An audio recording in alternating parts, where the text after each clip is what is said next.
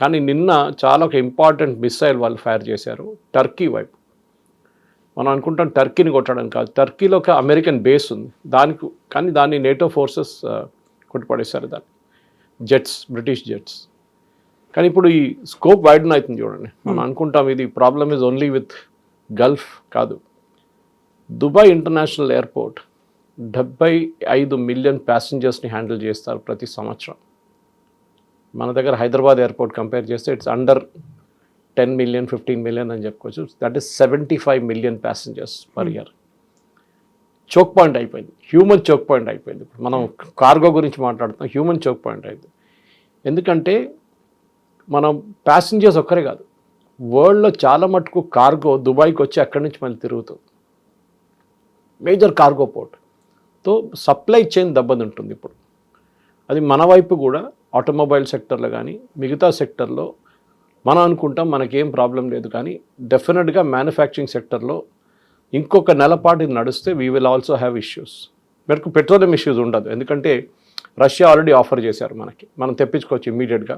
Venezuela నుంచి తెప్పించుకుంటున్నాం oil, it won't be a major issue as such. కానీ strait of Hormuz కాకుండా మిగతా రూట్ నుంచి కూడా తీసుకురావచ్చు ఆయిల్, కాబట్టి కేప్ ఆఫ్ గుడ్ హోప్ నుంచి తీసుకురావచ్చు. కొంచెం ఎక్స్పెన్సివ్ అవుతుంది, లాంగ్ రూట్ అవుతుంది, but we will manage, problem ఉండదు. మన దగ్గర స్ట్రాటజిక్ ఆయిల్ రిజర్వ్స్ ఉన్నాయి, దీనికన్నా ముందు కూడా మనం మాట్లాడాం. సో హర్దీప్ సింగ్ పూరి కూడా, మినిస్టర్ గారు కూడా చెప్పారు, no problem, we have enough fuel to take care of our it. కానీ లోకం కూడా మనకిప్పుడు మనం చూడండి ఏంటంటే, మనం ఓన్లీ ఆయిల్ రూట్ చూస్తున్నాం, ఓన్లీ సీ రూట్ చూస్తున్నాం, ఎయిర్ రూట్ కూడా దెబ్బతింటుంది. మన దగ్గర ఉన్న ఎంతోమంది passengers Dubai, Bahrain, Qatar, Oman, Saudi Arabia చాలా ప్లేసెస్లో స్టక్అప్ అయిపోయారు. ఇప్పుడు ఎయిర్ ఇండియా ఇప్పుడు లాస్ట్ 4 రోజుల్లో క్యాన్సిల్ చేసిన టోటల్ నెంబర్ ఆఫ్ ఫ్లైట్స్ 1500. ఆలోచించండి ఎంత చోక్ అయిపోయింది ప్యాసింజర్స్ అందరూ. ఇవాళ పేపర్లు చూసాను, చాలామంది మన తెలుగు స్టేట్స్ నుంచి వాళ్ళు దుబాయ్లో ఉన్నారు, కొంతమంది ఖతార్లో ఉన్నారు. వాళ్ళని ఎట్లా తీసుకురావాలి రిటర్న్ ఇప్పుడు? సో ఎయిర్ ఇండియా ఇప్పుడు అడిషనల్ ఫ్లైట్స్ ఆపరేట్ చేస్తున్నారు వాళ్ళని తీసుకురావడానికి. ప్రయారిటీ ఎవరెవరిది వీసా ఎక్స్పైర్ అయిందో వాళ్ళది ఫస్ట్, ఎవరికైనా హెల్త్ ప్రాబ్లమ్స్ ఉన్నాయి వాళ్ళకి, ఎమర్జెన్సీస్, పర్సనల్ ఎమర్జెన్సీస్, ఇంట్లో ఎవరైనా చనిపోయారో లేకుంటే పెళ్లి ఉందో అట్లాంటివి ఉన్న వాళ్ళకి ఇస్తున్నారు, ఆప్షన్ ఇస్తున్నారు. దాని తర్వాత అక్కడున్న గవర్నమెంట్ ఏం చేశారంటే, and which is I think one of the best PR stunt అని చెప్పొచ్చు, కానీ really they did it. UAE government ఏం చెప్పారంటే, వాళ్ళ దగ్గర ఉన్న ఏ టూరిస్ట్ అయినా కానీ భారతదేశం నుంచి కానీ ఎక్కడి నుంచి అయినా వచ్చిన వాళ్ళు ఉంటే వాళ్ళని మేము ఫ్రీగా చూసుకుంటాం, వాళ్ళ ఫ్లైట్స్ అరేంజ్ చేసేదాకా we will take care of them as a guest. కానీ చాలామంది దాంట్లో ఇప్పుడు వచ్చేస్తున్నారు.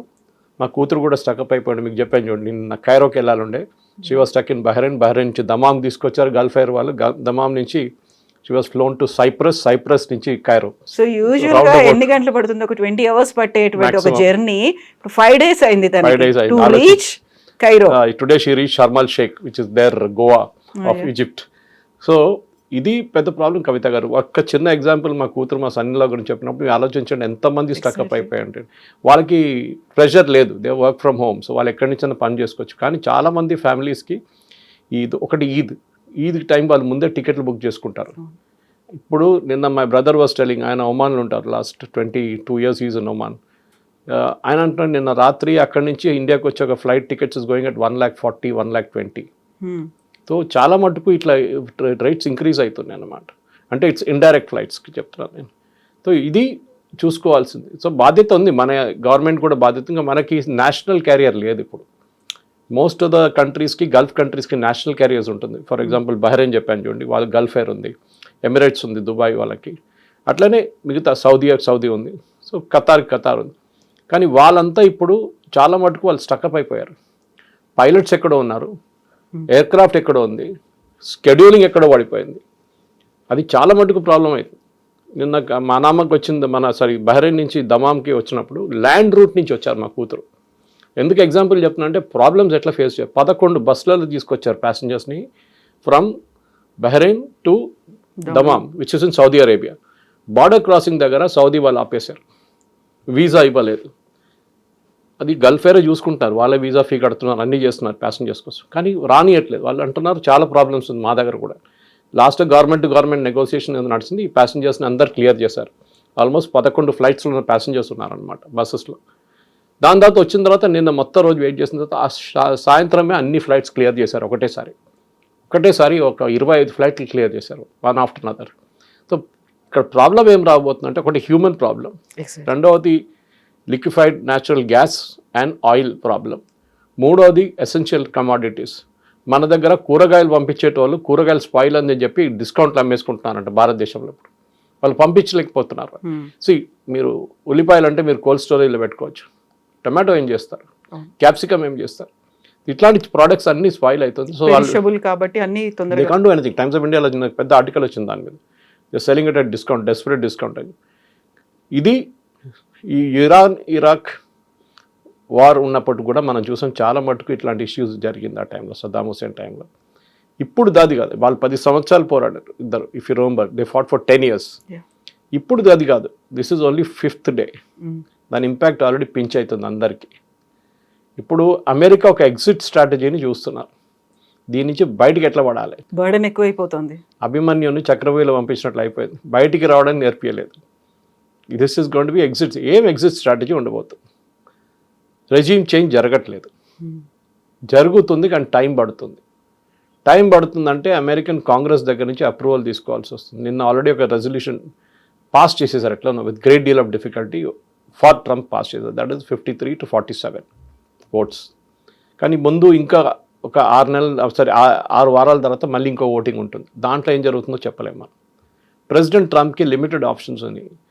మనం ఆఫ్ఘనిస్తాన్ వార్ టైంలో అమెరికాలో అప్పుడున్న president, I don't remember who it was, Bush ఎవరు ఉన్నారు ఆ టైంలో, క్లింటన్, 80% అప్రూవల్ రేటింగ్స్ ఉండే ఫర్ ఎంటరింగ్ ఆఫ్ఘనిస్తాన్.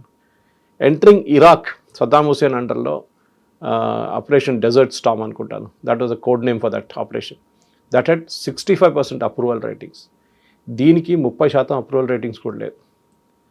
ఇప్పుడు లాజిక్ ఏం మాట్లాడుతున్నా అంటే, ఇజ్రాయెల్ అమెరికాని ట్రిక్ చేశారు, ఇజ్రాయెల్ గుంజుకొచ్చారు అమెరికాని, బలవంతంగా లాక్కొచ్చి యుద్ధంలో దించేశారు. ఇజ్రాయెల్ ఏమో కొడుతున్నారు ఇప్పుడు కూడా, వాళ్ళ పని చేసుకుంటున్నారు. వాళ్ళ గ్రేటర్ ఆబ్జెక్టివ్ ఏముండే, అక్కడ ఉన్న ఇరాన్లో ఉన్న ఖమెనీ రెజీమ్ని తీసేసేయాలి. అది ఇంకా జరగలేదు కానీ ఫస్ట్ లెవెల్ కంప్లీట్గా డికాపిటేట్ చేసేసారు. రెండవది ఇరాన్ దగ్గర ఉన్న మిసైల్ లాంచర్స్ అండ్ వాళ్ళ దగ్గర ఉన్న యురేనియం స్టాక్ పైల్ని డెస్ట్రాయ్ చేయడం. యురేనియం స్టాక్ పైల్ డెస్ట్రాయ్ చేయలేరు, దాన్ని తీసుకురావాల్సి వస్తుంది బయటికి. ఈ మిసైల్ లాంచెస్ ఇవాళ పొద్దున కూడా 6:30 ఇజ్రాయెల్ 22 ఎయిర్క్రాఫ్ట్ అని చెప్పాను చూడండి వచ్చి, they destroyed more than 80 missile launching sites. అంటే వీళ్ళు లాంచ్ చేయడానికి రెడీగా ఉన్నప్పుడు కొట్టారంట. ఇది రెగ్యులర్గా జరుగుతుంది. దానికోసం చెప్పాను 80% తగ్గింది మిసైల్ లాంచెస్. ఇంకా 2 రోజుల తర్వాత అది 90% అయిపోతుంది. బికాజ్ వాళ్ళ దగ్గర ఉన్న లాంచింగ్ కెపాసిటీ లేదు, డ్రోన్స్ ఉన్నాయి వాళ్ళ దగ్గర. ఇవాళ కూడా షో ఆఫ్ చేశారు వాళ్ళు. మనం నిన్న చేసిన స్టోరీ రాత్రి సిఎన్ఎన్లో చూశాను మళ్ళీ నేను. సిఎన్ఎన్ ఒక స్టోరీ ఎర్లీ మార్నింగ్, అంటే Indian time early morning release చేసిన ఒక స్టోరీ అదే మాట్లాడుతున్నారు. Cheaper drones versus expensive missiles, who will win అని చెప్పి. సో అమెరికా కూడా ఏం చేశారంటే నిన్న ఒక 6 నెలల ముందు పీటర్ హెస్గెత్ వాళ్ళ defence secretary, now it's called war secretary, ఆయన ఒక ఆర్డర్ ఇష్యూ చేశారు, సీక్రెట్ ఆర్డర్, డ్రోన్స్ తయారు చేయమని చెప్పేసి. యుఎస్ ఎప్పుడు వాళ్ళ ఎయిర్ ఫోర్స్ మీద ఆధారపడి ఉంటారు, లేకుంటే వాళ్ళ సబ్మెరీన్ టామ్హాక్ మిసైల్స్ మీద. సడన్గా డ్రోన్స్ ఆర్డర్ చేశారు రైతాన్ అని చెప్పి, వాళ్ళ దగ్గర డిఫెన్స్ కాంట్రాక్టర్ కంపెనీ ఉంది వాళ్ళ దగ్గర. ఎందుకు వాళ్ళు కూడా అర్థమైపోయింది, టు హిట్ ద ఇరానియన్స్. అదే వాళ్ళ దగ్గర ఏముందో అదే మనం కూడా యూజ్ చేస్తే they will be able to hit అని అమెరికాకి అర్థమైపోయింది. ఈ $1 million $2 million ఉన్న మిసైల్స్ కానీ, పేట్రియట్ కానీ మిగతా మిసైల్స్ వాడక్కర్లేదు, we can do with this itself. కానీ ఇప్పటికి ప్రొడ్యూస్ చేయలేదా మరి? ఎందుకని 5 days నుంచి దాన్ని ఎందుకు వాడుతున్నారు? ప్రొడ్యూస్ చేశారు ఇప్పుడు. నౌ ఎస్టర్డే మొన్నటి నుంచి వాళ్ళు దింపారు దీనిలో. ఇరానియన్స్ని ఇప్పుడు డ్రోన్తో కొడుతున్నారు అమెరికా కూడా. So if you can't beat them join them అంటారు ఇంగ్లీష్లో, అదే నడుస్తుంది అన్నమాట. మీరు వాళ్ళు కొట్టకపోతే వాళ్ళలాగానే పర్ఫామ్ చేయండి, వాళ్ళు అదే చేస్తుంది, మీరు కూడా అదే చేయండి. సో వార్ టాక్టిక్ మారిపోయింది ఇప్పుడు. అమెరికాకి తెలిసిపోయింది, ఇది గెలవాలంటే you should hit at a lower caste, లేకుంటే మనకు వార్ కాస్ట్ చాలా కొంతమంది నిన్న $3 trillion అంటున్నారు ఇప్పుడు దాకా ఖర్చు పెట్టింది. I'm not sure of the number, కానీ ఎక్కడో చెప్పారంటే ఏదో ఛానల్ వాళ్ళు, సిఎన్ఎన్, ఏబీసీ న్యూస్ ఎవరో. 2 trillion కూడా తీసుకుందాం, it's a very expensive war. దాంతోపాటు వాళ్ళ పొద్దున కోర్ట్ డిసిషన్ ఒకటి వచ్చింది, ఆ కలెక్ట్ చేసిన టారిఫ్లన్నీ రీఫండ్ చేయమని చెప్పేసి. అది పెద్దగా దెబ్బ ప్రెసిడెంట్ ట్రంప్కి, ఎందుకంటే మా డబ్బులు లేవు, ఫస్టే డెఫిసిట్ మీద నడుస్తున్నారు, దాని మీద ఇది కూడా వచ్చి పడ్డది. మా దాంట్లో అంటారు, తల మీద వచ్చి ఈ లైట్నింగ్ కొట్టిన మనిషికి మళ్ళీ పాము వచ్చి పడ్డదంట తల మీద. ఆ సంగతి తెలుగులో కూడా ఉంటుంది, పురుగు మీద పుట్రలా అంటారు, వరుసగా ఒకదాని తర్వాత ఒకటి Trump is now facing the music. వాళ్ళ దాంట్లో ఇప్పుడు ట్రంప్కి ఎగ్జిట్ స్ట్రాటజీ ఆలోచిస్తున్నారు ఏం చేయాలని. ఎగ్జిట్ స్ట్రాటజీ ఓన్లీ థింగ్, ఇరాన్ని ఇంకొక వారం కొడితే వాళ్ళు దిగొస్తారా లేదా. Next we're discussing last evening మనం మాట్లాడుతున్నప్పుడు కర్డ్స్ గురించి మాట్లాడాం. కర్డ్స్ ఏం చేయబోతున్నారు. కర్డ్స్ అనేది ఒక ట్రైబల్ కమ్యూనిటీ, ఇరాక్ ఇరాన్ బార్డర్లో ఉన్నారు, సిరియా ఇరాక్ బార్డర్లో కూడా ఉన్నారు. వాళ్ళు ఎప్పటి నుంచో మాకు ఒక ఇండిపెండెంట్ కర్డిస్తాన్ కావాలని అడుగుతున్నారు. వీళ్ళిద్దరు కలిసి ఇరాక్లో ఉన్నప్పుడు ఇరాకీ గవర్నమెంట్ కొడతారు, ఇరానియన్ గవర్నమెంట్ వాళ్ళ మీద బాంబులు వేస్తారు, ఇక్కడ సిరియన్ గవర్నమెంట్ కూడా వాళ్ళ మీద బాంబులు వేస్తారు, టర్కీ కూడా వాళ్ళ మీద అటాక్ చేస్తారు. ఇప్పుడు సిఐ యొక్క ఆపరేషన్లో ఏం చేస్తున్నారంటే వీళ్ళకి ఆయుధాలు ఇస్తున్నారు. ఆయుధాలు లిమిటెడ్ ట్రైనింగ్ ఇచ్చి వీళ్ళని ఇరాక్లో ఎంటర్ చేయమంటే ఇవాళ పొద్దున ఎంటర్ చేశారంటున్నారు. చూడాలి ఎక్కడ దాకా సక్సెస్ఫుల్ అవుతారు. ఎందుకంటే ఇప్పుడు కొట్టాల్సిందంటే మెయిన్గా ఇరానియన్ రెవల్యూషనరీ గార్డ్స్ అండ్ వాళ్ళ దగ్గర ఉన్న ఒక మిలిషియా ఉంది, ఈ ఇద్దరిని కొట్టాల్సి వస్తుంది. సో దానికోసం చేయాల్సిన పని నిన్న రాత్రి నుంచి ఇవాళ పొద్దున్న దాకా American air force jets 21 major police stations and revolutionary guard command centres కొట్టారు వాళ్ళు. అది కాకుండా ఇంట్రెస్టింగ్లీ ఇరాన్ ఇరాక్ బార్డర్లో ఉన్న బార్డర్ చెక్ పోస్ట్ అది కూడా ఇరాన్ రెవల్యూషనరీ గార్డ్స్ మెయింటైన్ చేస్తారు. చాలామంది ఉంటారు అక్కడ. ఆ పోస్ట్ అన్నీ నిన్న రాత్రి దే హ్యావ్ బాంబ్డ్ అమెరికన్స్. ఎంతమంది గార్డ్స్ చనిపోయారో తెలియదు, కానీ ఎందుకంటే దాంతో కర్డ్స్ మూవ్ చేయడం మొదలుపెట్టారంట ఇరాన్ లోపలికి. కానీ అక్కడున్న ప్రజలు ఏం చేస్తారో అది ఇప్పుడు పెద్దగా ప్రశ్నగా మారిపోయింది కవిత గారు. ప్రజలు రియాక్ట్ కావట్లేదు. మీరు చూసుంటారు ఒక 6 వారాల ముందు జరిగిన రోడ్డు మీద దిగి ప్రొటెస్ట్ చేసిన వాళ్ళు ఎవరు కనిపించట్లేదు ఇప్పుడు. ఎందుకు అని అర్థం కావట్లేదు. ప్రెసిడెంట్ ట్రంప్ ఏమనుకున్నారంటే ఈ అటాక్ కాగానే ప్రజలందరూ ఇన్ఫాక్ట్ ఈ మేడ్ అ స్టేట్మెంట్, మీరందరూ రోడ్డు మీదకి వచ్చేసేయండి, ప్రొటెస్ట్ చేయండి, రెజీమ్ మార్పు తీసుకుని. కానీ ఎవరు రోడ్డు మీదకి రావట్లేదు. ఇనిషియలీ కొన్ని వీడియోస్ చూసాం, కొంతమంది సెలబ్రేట్ చేస్తున్నారు, కమ్యూనిటీ చనిపోయారని. కానీ ఆ ప్రొటెస్ట్ కనిపించట్లేదు. వీళ్ళు భయపడుతున్నారా? రెవల్యూషనరీ గార్డ్స్ని భయపడుతున్నారా? ఈ మాఫియా వాళ్ళని భయపడుతున్నారా? వీళ్ళ కోసం ఇంకేమైనా సహాయం చేయాలంటే అమెరికా గ్రౌండ్ ట్రూప్స్ దించాల్సిందే. అది అమెరికా చేయదు. బ్రిటన్ రెడీగా లేరు. Britain is not even cooperating. స్పెయిన్ని నిన్న థ్రెటన్ చేసి టారిఫ్లు పెట్టేశాడు. ఫ్రాన్స్ ఏదో కొంచెం యాక్సెప్ట్ చేసి వాళ్ళకు వార్షిప్ పంపించారు, అంతే, ఒక ఎయిర్క్రాఫ్ట్ కెరీర్ పంపిస్తున్నారు ఇటువైపు. But that is not enough.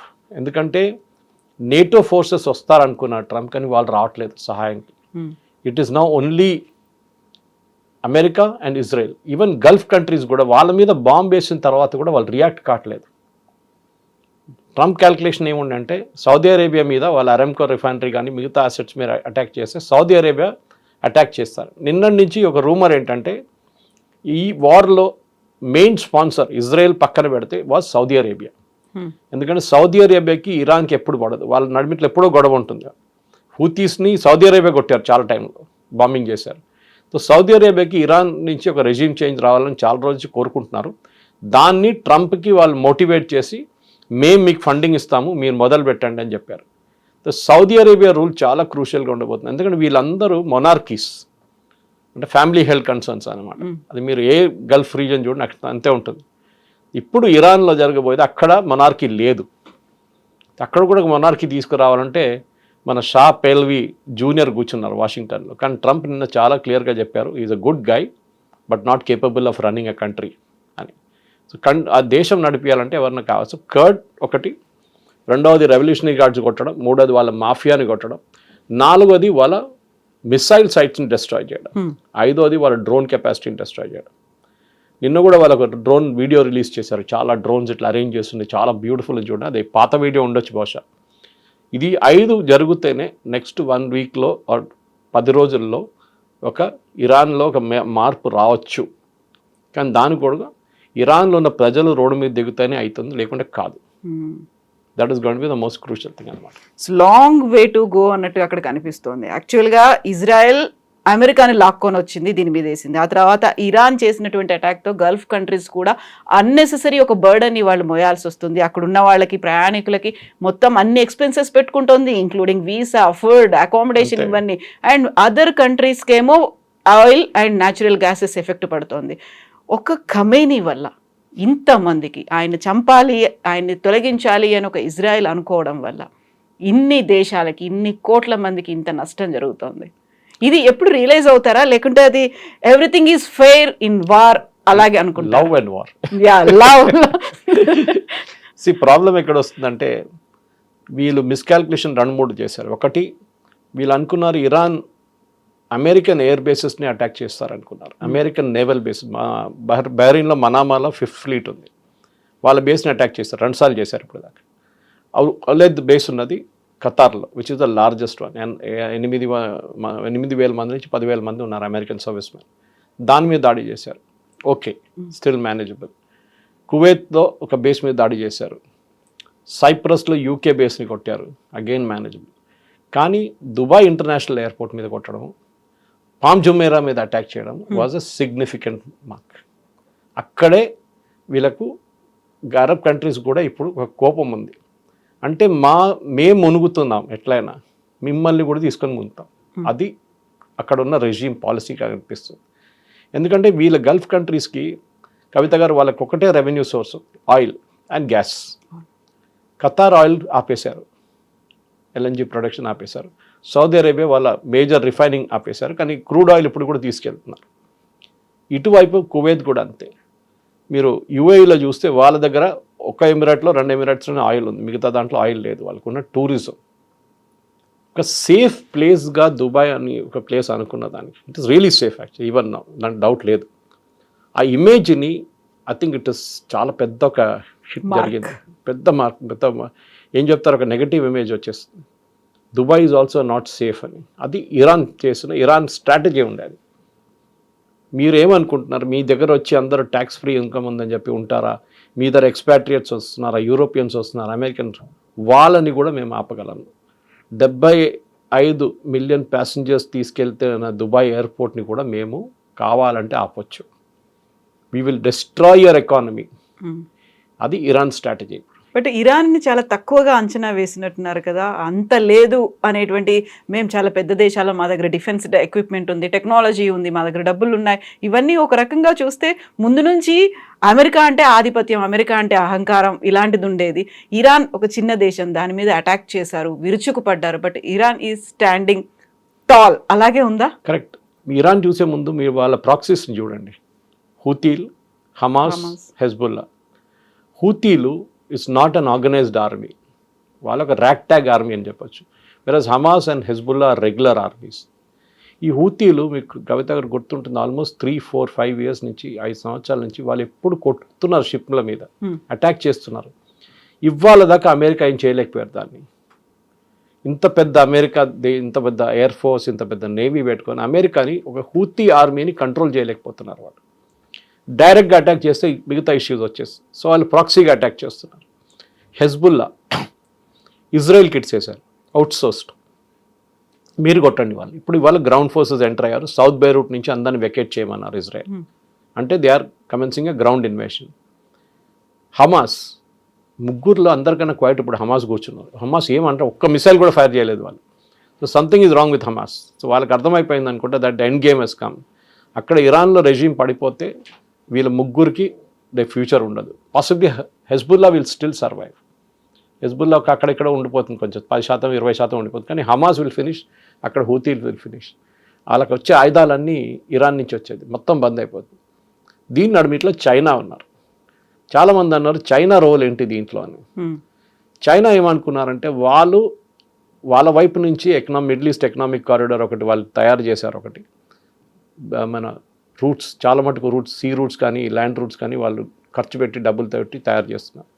దాంట్లో సౌత్ ఈస్ట్ ఏషియా నుంచి వస్తూ మిడిల్ ఈస్ట్ ఒక కారిడార్ తయారు చేద్దామని వాళ్ళ క్యాల్కులేషన్ ఉండే. పాకిస్తాన్ నుంచి మొదలైంది అది, పాకిస్తాన్ నుంచి ఎకనామిక్ కారిడార్. కానీ అది ఇప్పుడు మొత్తం ఆగిపోయింది. చైనా ఇప్పుడు ఏం చేస్తున్నారంటే ఇరాన్కి ఏదైనా సహాయం చేస్తున్నారంటే ఎస్, వాళ్ళు పాసిబ్లీ శాటిలైట్ ఇమేజరీ సప్లై చేస్తున్నారు. ఎందుకంటే వాళ్ళ ఎయిర్ డిఫెన్స్ ఫస్ట్ 2 డేస్లో మొత్తం డిస్ట్రాయ్ చేసేసారు కంప్లీట్గా. ఇప్పుడు అమెరికా కానీ ఇజ్రాయెల్ కానీ ఫ్రీ రన్ ఉంది, వాళ్ళ ఎయిర్ ఫోర్స్ తిరుగుతున్నారు. ఆ పరిస్థితికి ఎందుకు వచ్చారంటే చైనా మీద డిపెండ్ అయ్యారు. ఇప్పుడు చైనా హెల్ప్ చేయలేరు, అక్కడి నుంచి రష్యా కూడా హెల్ప్ చేయలేరు. Iran literally on the last legs అని చెప్పచ్చు. కానీ వియట్నాం లెసన్ నేర్చుకుంటే మీరు చాలా సంవత్సరాల దాకా పోరాడు. దానికోసం ట్రంప్ అన్నారు చూడండి, it may take days, it may take weeks or it may take months, చెప్పలేదు. ఈ రెజీమ్ పడిపోవాలంటే వాళ్ళ వైపు నుంచి దీన్ని ఐఎమ్ రిపీటింగ్ మెసేజ్, వాళ్ళ వైపు నుంచే మార్పు రావాలి.